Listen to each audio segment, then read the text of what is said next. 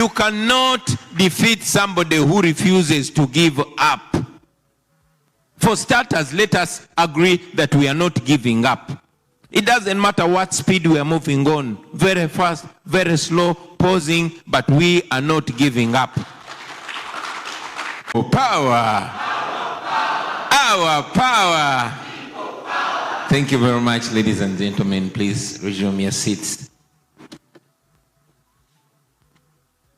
When the First Lady was addressing us yesterday, I was moved. There's a song she sang, a song that we used to sing when we were little boys and girls in school. I reduced the microphone a little bit. My voice can actually project. And this song speaks to me till today. It goes, we young women and men of Uganda, marching along the path of education, singing and dancing, we join together, uniting for a better Uganda. We were the young men and young women of that time, marching along the path of education, singing, dancing, playing.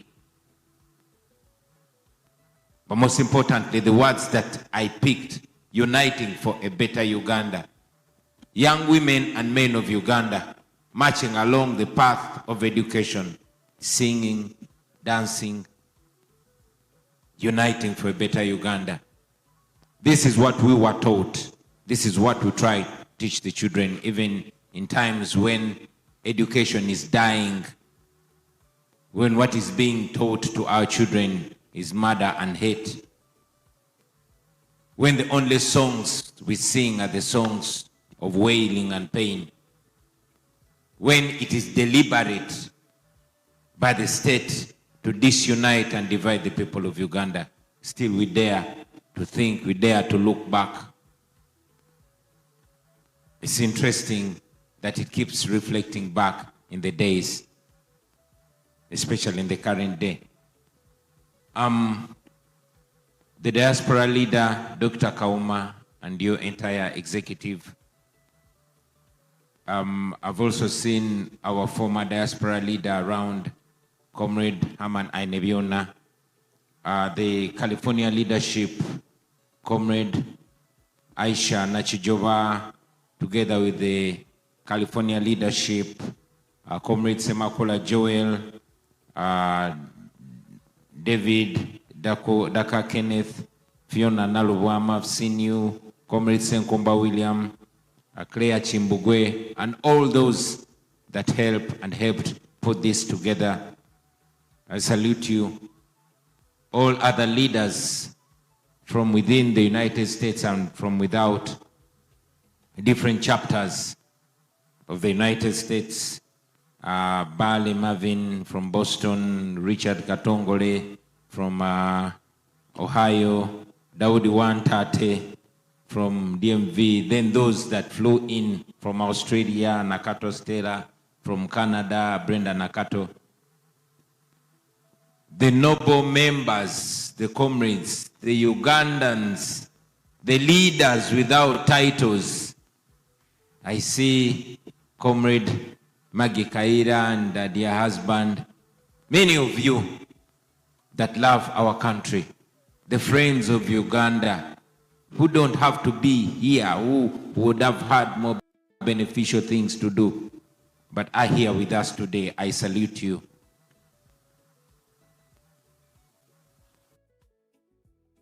Before I go ahead, I want to take this opportunity to deliver my condolences to our brother, Comrade Nubian Lee, the current mayor of Nakawa, who lost his father just 2 days ago. Unfortunately, I wasn't able to stand with that, my friend. And just this morning, we got shocking news of the sudden passing of a great father of the entertainment industry, Mzee Alex Mukulu. Alex Mukulu is an icon. We remember him like we remember the greats of theater, not just for entertaining us, but for educating and opening our minds, for speaking truth to power, even when it is dangerous. We remember his productions, like 30 Years of Banana. We remember when he was quoted saying that when drums sound so loud and leaders are intoxicated by those drums, they forget that the audiences and the population's feet weaken. Alex Mukulu did not just entertain us, he taught us. Alex Mukulu did not just make us happy, he made us think and reflect. In a time where the entertainment industry is being bought,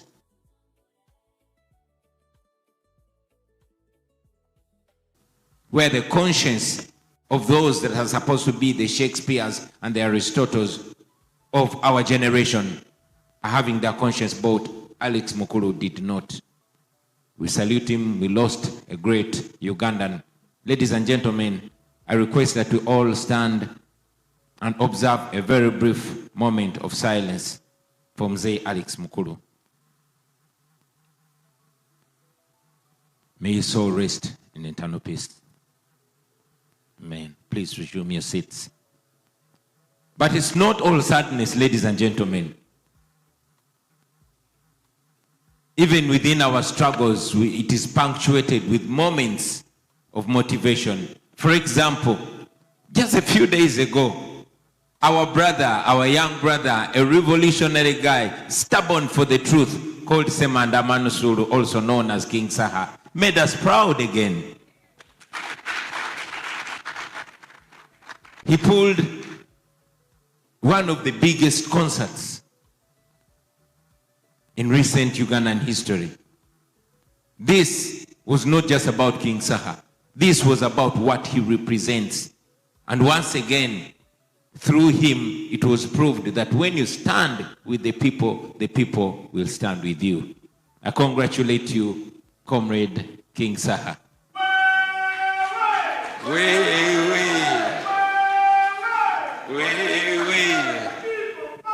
Our power.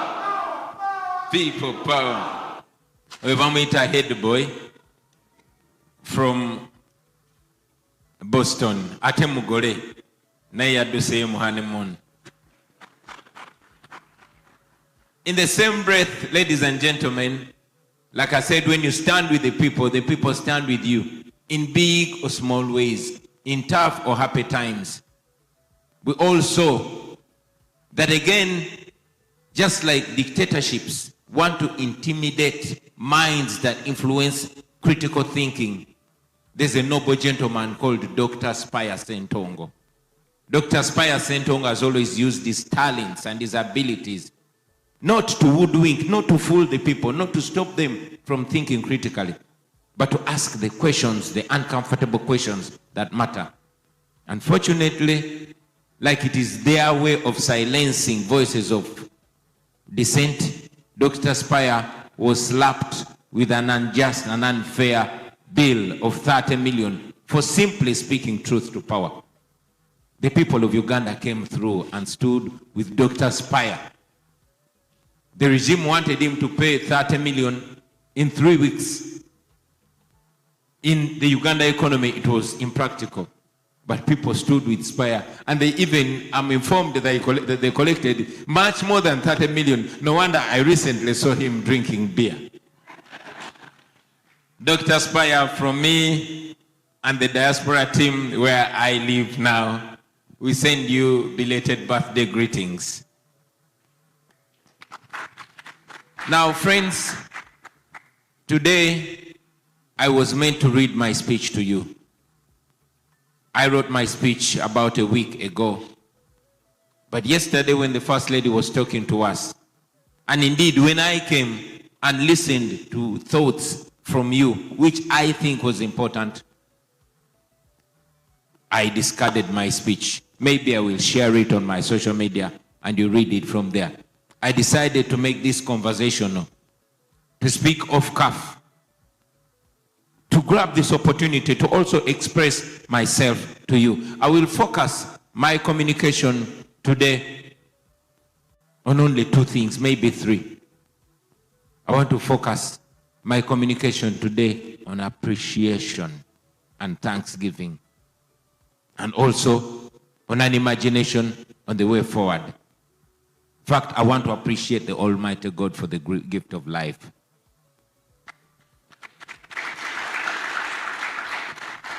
For me, this, after Arua, after surviving the attempted assassination that took my driver Yasin Kauma, I thought that I was living my second life, and indeed I was. But again, after the rigged election of 2026, you all saw the regime wanted me dead. They deployed the military, the police, all security organs to look for me. But by the grace of God, I survived, and here I am. This did not happen because I'm so smart. I'm actually smart, but not smart enough to beat an entire system. So it was not my smarts, it was not my might, it was the glory, the power of God. And I cannot stop being grateful. I want to thank God for the protection that He has given me and my family and my comrades, and for the gift of courage, but most again, to meet again today. I must be honest, there are times when I also feel like sitting down and not taking another step. But you, comrades, keep pushing through. I want to salute a young man called Joel Semakula, to salute Comrade Nachijoba, to salute you, Comrade Kauma, and the diaspora leadership. We almost did not have this convention, but they sang me my own song. Situka tutambule mbera emala mwamanyi na yetopo watu gende. Situka tutambule. And here we are now. So while the spotlight shines on me, I always want to remind all of us that this is not about me. It is about all of us. You never know the courage that you give a comrade. You never know that encouraging text, that encouraging call, that encouraging post that you put on Twitter or Facebook or wherever. You never know how far it goes to encourage even the ones you think are strongest. So let us keep being each other's keeper. Let us keep being each other's courage. I want to thank you, comrades in the diaspora. Usually, like I said it before, usually I tend to fly in from home. But this time, I was found here. Not because I want, but because it's the only place I could run to. When the regime came for me and didn't find me, they looked for any possible way to get me. Thanks to the persistence of many of our friends that had actually insisted that we take the children out of the country before. They had thought much faster than us. And then when I escaped from my own house, they descended on my wife and they thought they could break her. They did not know, like Winnie Mandela taught us, when you strike a woman, you strike a rock. That woman right there is a rock.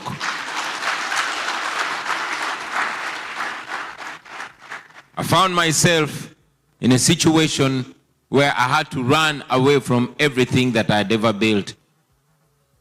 To run away from a life that I identified as my life.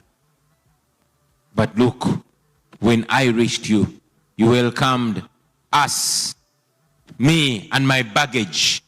You welcomed us with open hands.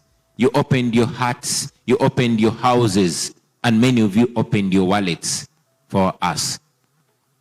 You gave us reason to believe, not to give up. And guess what?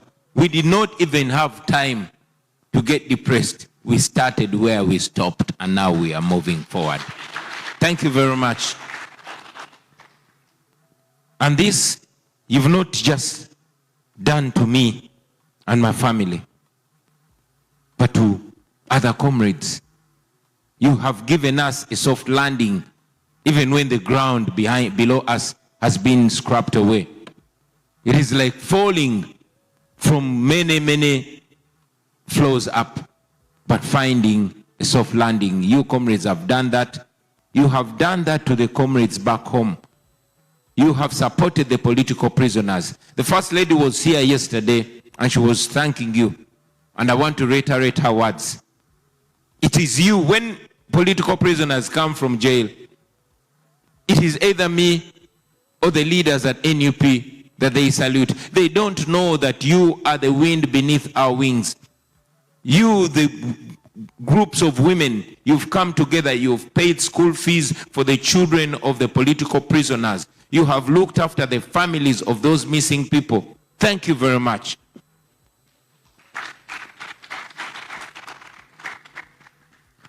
Now that we are here, comrades, I also want to thank those back home that are watching us, the comrades that are on ground, that are on the front line, that keep things moving, that refuse to give up, that work under pressure, that work in hiding, but they continue to forward. Thank you very much, comrades. We salute you. We decided that we are not going to dwell on our pain. Yes, our pain is there, but we're not going to keep licking our wounds. Yes, they are there, but we want to turn our pain into power. We decided to turn this problem into an opportunity, to turn this exile into a front of organizing, to turn every challenge into a launch pad to keep moving forward. And that is what I encourage all of us, all of you comrades, to do. Let us turn this problem into an opportunity. Every time we meet, let us be strategizing. We can't reinvent the wheel. Many years ago, when some of you are not born, when many of us are babies, people stood before comrades who were in the diaspora. Once upon a time, there was a man called Andrew Kaira who stood before those that were in the diaspora during the days of Idi Amin and Obote. They planned, they strategized, they went back home. They won. Although they were betrayed, but they won. And those lessons we are still learning. I want to encourage us, comrades, to look into history and recognize the power that we have singularly and collectively, and make use of that power. And most importantly, also recognize the weakness of the regime. Now, where is our power? Our power is the ability to operate far from the reach of the regime. It's our ability to use the resources that we have, the resources of the internet, the resources of communication, the ability to at least operate undeterred by the regime. But also, I want us to recognize the weakness of the regime. You see, although they try as much as possible to paint a picture of invincibility, but you should understand that a regime that fears its own people is a regime very close to falling.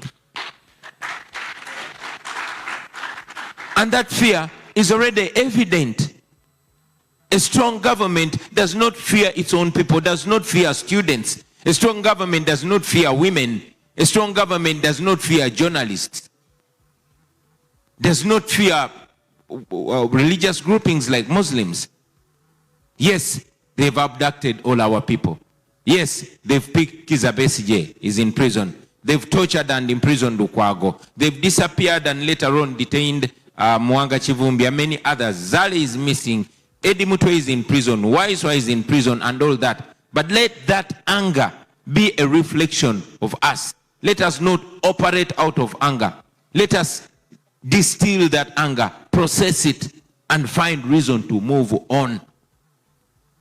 Let us look at the weakness of the regime and turn it into our own strategic strength. I'll tell you that once upon a time, people People didn't believe that the Amin government can fall. They did not know. They thought that the return of Obote was permanent. When Nelson Mandela was in prison, the apartheid regime looked irremovable. But I want to assure you, my brothers and sisters, that much as they appear to be invincible, it is very possible that they suddenly fall. But they don't fall by us sitting back and looking at history and hoping and wishing that they fall. Prayers work from active hands. My mother taught me something, that God can only do for you what he can do through you. The fact that God has given us opportunity to gather, the fact that we have each other, the fact that we have resources that are limited back home, that alone is example that God is with us. Let us use it. Let us think, and think much, much more than we thought before. Let us keep the hope alive. Let us unite. I see it many times, friends. Sometimes you'll be fighting on the same side, but you won't even be friends.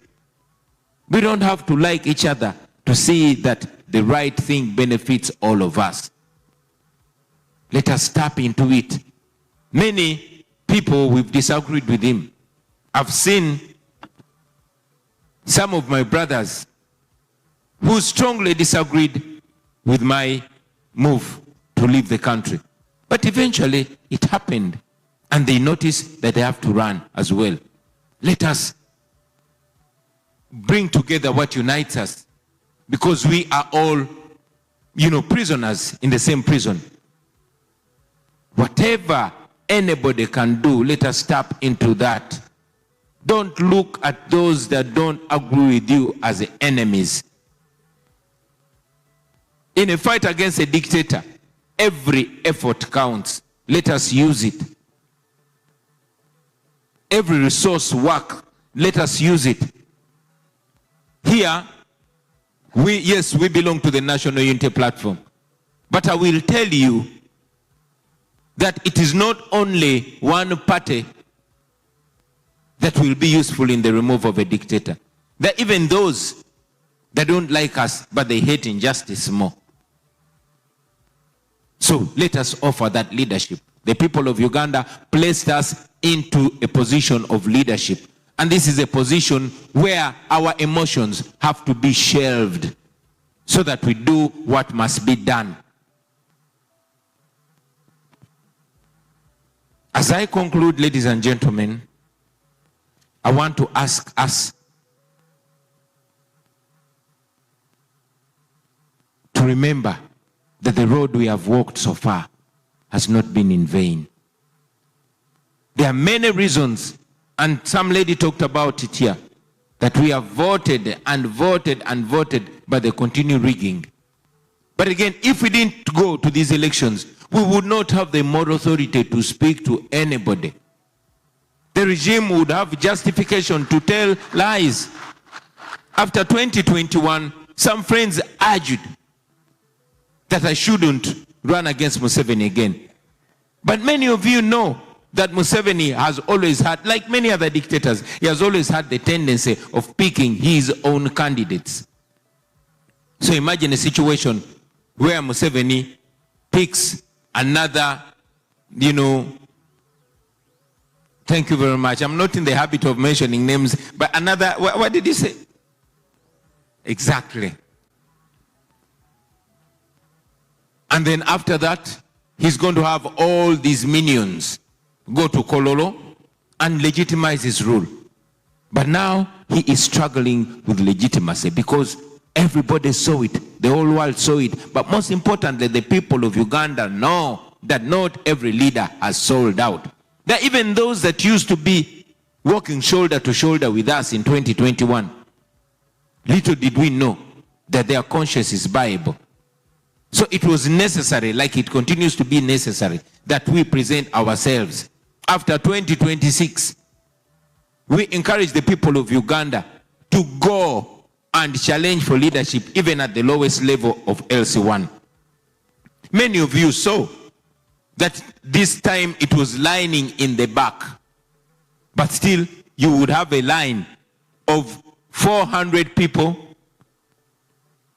of NUP and another line of 10 or 15 people, and they would declare the person that has 15 votes a winner over a person that has 400. This, Museveni might look at it as a loss to us, but it's a loss to him. He's an old man whose age is supposed to be looking for a way to have honor, but he continues to strip himself naked. So let us use every tool. That is a weapon to us as well. We must not give up. We must keep going. I was talking about these elections. 2020, there have been 3 phases, and I would love to talk about them. The first phase was awakening. The second phase is supposed to be mobilization, and another is organizing. We have done quite good at awakening the people of Uganda, because once upon a time, the young people of Uganda were more concerned with Arsenal and Manchester United. Not that they are bad, but there are more important things. I was speaking to one of Museveni's generals who spoke to us in our group of young people in 2017, and he told us a story of how they were in the Congo, looting the country of its gold and all precious minerals. But the Congolese young people were drinking hard liquor in bars and dancing the night away to Dombolo ya Solo. And he was challenging us to think smart. This is the same message that we carry to the young people of Uganda. And I'm glad to know that right now, even on social media, the main issues of discussion is not who got a new girlfriend or who got a new boyfriend, but who stole taxpayers' money. This is a conversation on tax stages, on border stages, in markets, in gardens, everywhere. So at least we have an awakened population. Having an awakened population is very, very important. Unlike in America, where they are begging young people to go and vote, in Uganda we don't beg young people to go and vote. The young people know what they want and they turn up to vote. No wonder right now the majority of political prisoners are not the intellectuals. No, they are the barbers, the Eddie Mutwes. They are the market vendors, the Olivia Lutayas. They are the ice cream vendors, the Bobby Youngs. Why? Because the most common people are awakened. That is a win. That is a victory. We must celebrate it.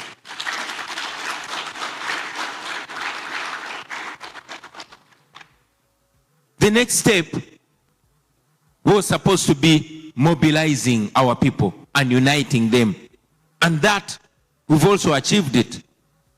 We explained, ladies and gentlemen, that when we ran for president this time, I asked the people of Uganda not to carry my picture, but to carry the flag of Uganda, because we wanted this to be bigger than an individual, to be bigger than Bobi Wine. And I'm glad to report to you that we achieved that. We achieved that because the people of Uganda are united. You have seen Museveni trying to use people to divide the population. 2021, we went into an election when the people of Ankole, where I get my wife from, were being told that if Bobi Wine comes to power, they are going to chase you from Buganda. But 2026, you saw what happened when we went to Ankole. Even after they tried to use all the tribal slur, even beating our people when we went to Ankole. But when we reached Mbalala, the whole of Ankole turned out. We went to Chigezi, the whole of Chigezi turned up. We went to everywhere. This is victory alone. So, and like I like to mention it, that we should not just wait to get to the finishing line for us to celebrate. No, let us celebrate along the way. That will motivate us. Ladies and gentlemen, for us not to have given up, that is a win. We might not have won yet, but at least we refused to give up. We refused to surrender. We kept going. But while we clap our hands, we should remember that we have a very critical phase that we must go to, and that is organizing. Organizing to overthrow this regime. We know we are many. The grouping that I lead, which is the People Power Movement, and our political wing is a National Unity Platform, we believe in non-violence. We know that we've had very, very many hot debates about this, while many young people are asking where they sell these ones. You know, many young people are calling for guns. But my argument has always and continues to be that violence only begets violence. We don't want to repeat the vicious circle. You know, we want to defeat the guns. We want to take power from the guns and hand it to the people. I must also be very quick to mention, ladies and gentlemen, that now we are slowly getting to a point where we don't discourage those that want to free themselves forcefully. I want to encourage you, comrades, to listen or to read the communication of Nelson Mandela before he was being sentenced, when he justified using violence and establishing the Mkonto Wesizwe armed wing of the African National Congress. We know many people are looking in that line. We are non-violent, although we don't discourage anybody that want to free themselves by any means necessary. But we are non-violent because we believe that when we defeat the guns, then not one group will come with arms and say we liberated you. We want to defeat the guns, we want to put power in the hands of the people, and we want the guns to be subservient to the people. That is what we firmly believe in, ladies and gentlemen. Now, finally, I want to mention that we have a new phase of this struggle. A phase that was pushed to us. We didn't choose it. I love to follow Nelson Mandela because he taught us that under oppression, under dictatorship, it is not the oppressed people that choose what is next. It's usually their oppressor. I never chose that this phase I would be operating from the diaspora. Look where I am. And yes, he said that he didn't choose violence. Violence is something that was imposed on them by their oppressors. So the next phase, ladies and gentlemen, I want us to call it no retreat, no surrender. Why? You cannot defeat somebody who refuses to give up. For starters, let us agree that we are not giving up. It doesn't matter what speed we are moving on, very fast, very slow, pausing, but we are not giving up. No retreat, no surrender. Somebody say that after me. No retreat, no surrender. Yes, we are not going to take a back step, no. And we are not going to put our hands up. Good enough, like we always mention it, that everything is on our side. The law is on our side. We've not broken any law. Morality is on our side. You go ask the oldest woman in the most rural area or the youngest baby. Ask them whether standing for what is right is wrong or right. Whether calling for justice is wrong or right. Whether demanding for human rights and democracy is wrong or right. So we are right before any right-thinking person. That means we are right before history. We were right yesterday, we are right today, and we will be right tomorrow. If we only stick to what we are saying. When Museveni was my age, he was saying the same things. He cannot say that anymore. That means he betrayed what he once believed in. That alone takes away the moral authority. That is why for him to come and be seen by people, he has to carry more soldiers than the people he's going to visit. So, we are not retreating, we are not surrendering, we are moving forward.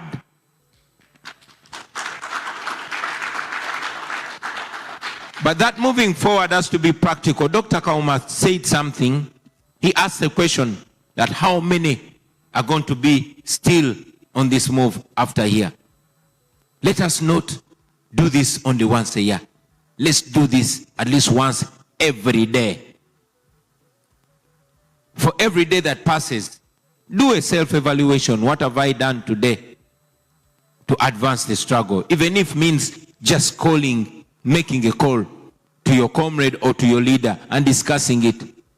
That keeps the energy going. We must not let energy cool down. We must not let our blood cool down in this. Personally, there are things that I communicate now, and there are things that we do in a Robert style. But now that I'm in the diaspora, like I mentioned earlier, we want to turn this problem into an opportunity. I'm getting opportunities to meet many of you, holding private strategic meetings on how we can move forward. And yes, I also have communications with people from other political parties and other groupings. Sometimes we even have conversations with people from within the system back home. Because not everybody supports the family rule that Museveni is trying to impose on the people of Uganda. So we are keeping that going, and we are putting all options on the table, all legal and constitutional options on the table. Finally, ladies and gentlemen, I want to ask you not to stop thinking of that new Uganda. That new Uganda with its justice. That new Uganda with its justice and accountability. Yes, we are forgiving people, but we know many people have been driven off their lands. Many people have had their loved ones taken away. There is going to be a day of reckoning. There is going to be a day of justice.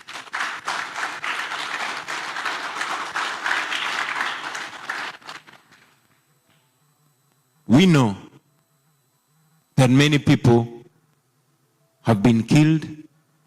We have mourned our people. We've seen them in jail. They've disappeared. But we refuse to give in to all that. We are still going because we know that new day is going to come. We know that the time is going to come when our children ask us, what did you do when the nation got to a dark time? And what we are doing now gives us confidence that we shall give confident answers to our children. We shall tell them we did not retreat, we did not surrender. We shall tell them we did not give up. We shall tell them we did not give in. We went on, we persevered, and we won because we are going to win. So let us hold the position of Waiswa Mufumbire, who cannot be with us today. Let us hold the fort for Mwanga Chivumbi, who is not with us today, for Bobby Young, for Eddie Mutwe, for Dr. Kiza Besigye, for Elias Lukwago, for all these people that have spent their lives trying to pursue a better Uganda for our people. Let us not give up. Let us keep going. We have put a few strategies, and I took a question from my brother, which I have thoughts of sharing tomorrow on our dinner, on an image that we are not reinventing. I want to encourage many of you to read a book that is called The Price of Freedom. It was written by Francis Wenje. It is a story of Andrew Takome Kaira. That intelligent doctor in criminology wrote a blueprint of transforming our country from a dictatorship to a democracy. It is akin to what Jean Sharp wrote, but this is in the actual context of Uganda. That we've agreed to break it down, to put it in our own timings, and then present it. I want to guarantee you, my friends, we are going to win. We are going to get our freedom. The examples are there. There are many.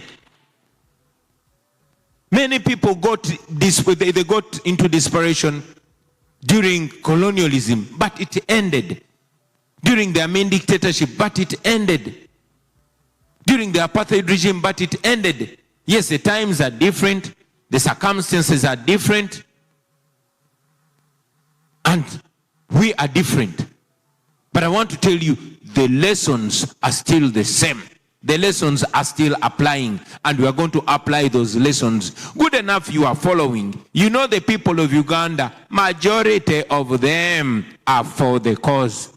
And even those that are hiding within the system are not supporting it. How do you think I survived? How do you think I was able to beat the entire military in Uganda and escape? So, if you are despairing, think about that. Think about a young lady called Doreen Kaija, who is not giving up, even when they are telling her, we can release you for as long as you say you were wrong and we are right. Think about Alex Waiswa Mufumbiro. Think about Eddie Mutwe. These people are ordinary people, but they're holding fort. This should remind us that that God has given the opportunity to be where we are, we must not give up. Let us take examples from our brothers from South Sudan, from our brothers from all over the world. We are going to win. I can guarantee you that. Let us not give up. Let us keep putting one foot in front of the other. Finally, I can only undertake on my behalf and on behalf of my family that for me and my family, we shall not retreat, we shall not surrender, and we shall give every last ability that we have for the liberation of the people of Uganda. Thank you very much for listening to me, ladies and gentlemen. May God bless us. May God bless Uganda. May God bless the memory of those that have paid the ultimate price. May God strengthen those that are in prison. May God give us the courage and the fortitude and the wisdom and the ideas that we need to move from step to step. May He keep us together. May we get ideas. May one day all of us come together and say, glory be to God, we are free at last.